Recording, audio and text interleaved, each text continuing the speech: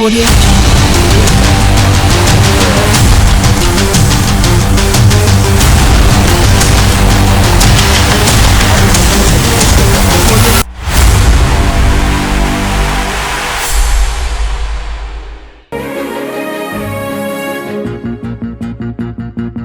Greetings to you all in the name of our Lord and Savior Jesus Christ. We once again thank God Almighty for allowing us to be in His presence this morning to hear what He has for us in His Word.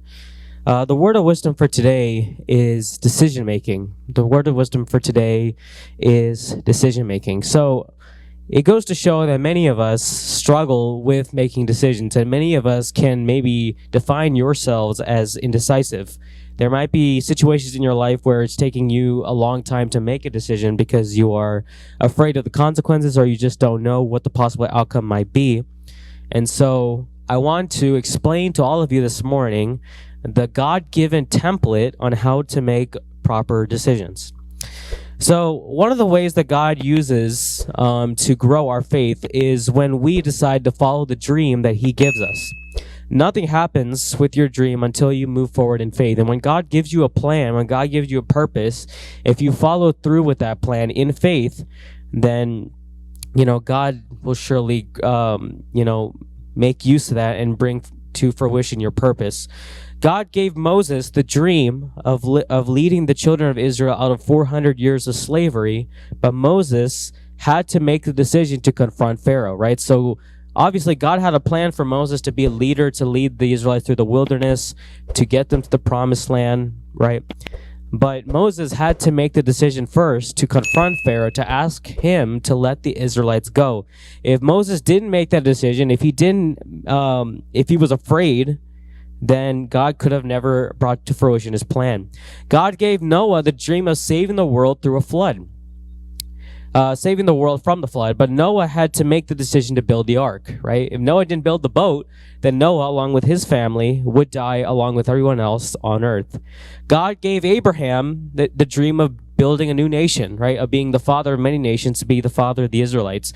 But Abraham had to make the decision to leave everything and go out of his hometown, right? So you see a common theme that in order for God's plan in that person's life to be brought to life, they had to make a decision in faith first. And maybe there is a plan for you that God is trying to push you towards, but you are unable or you're unwilling to make the decision to step forward in faith.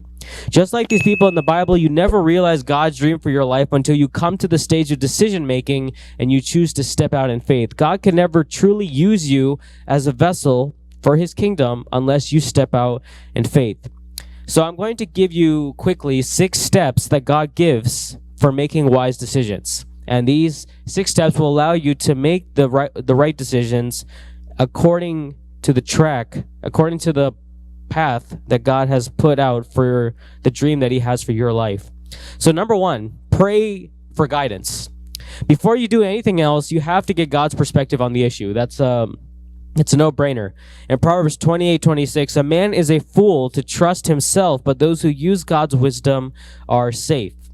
Number 2, get the facts. There is no contradiction between faith and fact. Find out everything you can before you make a decision, right? You never want to make a decision purely out of emotions, because we all know that many of us, when we make decisions out of anger, out of fear, out of emotions that have been lingering for so many days, they tend to be the wrong decisions, and they tend to put you down a path that you don't want to go towards. Proverbs 13:16 says, all who are prudent act with knowledge. And people who have knowledge get the facts straight, understand the reality of the situation, and press on and move forward. Number 3, ask for advice. Talk to somebody who made a similar decision and to friends who know your weaknesses, right? All of us have company, have people, have colleagues, have friends, have loved ones who know you better than you know yourself, and they can help you make the appropriate decision when you are struggling.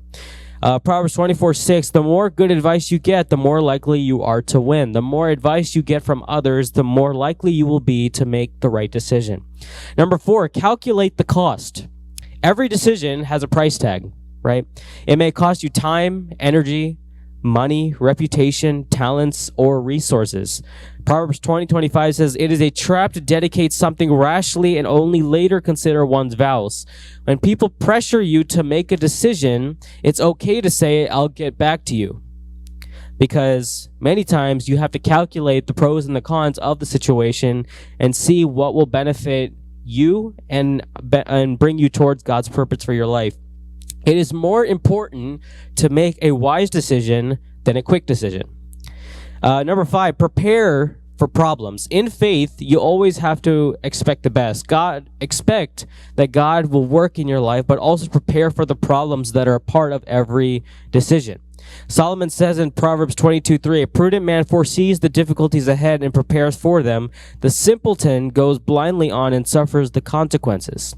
Those of us who will approach any problem in life without understanding what the possible repercussions of that problem is are doomed for failure, because once you approach that situation, it might go well temporarily, but then you might face hardships, and then emotionally you're broken and you're not prepared mentally to approach the challenge. And the final step, face your fears. Perfectionism paralyzes potential, okay?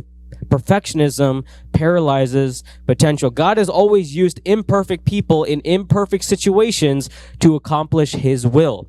Ecclesiastes 11:4 says, "If you wait for perfect conditions, you will never get anything done." In spite of your problems, in spite of your doubts or your fears, trust God and start moving in the direction of your dream. And if you follow these 6 steps this morning, every single day of your life, you will be brought closer and closer to God's plan for your life, and you'll feel more fulfilled and make more wise decisions. And with that, may God bless his word.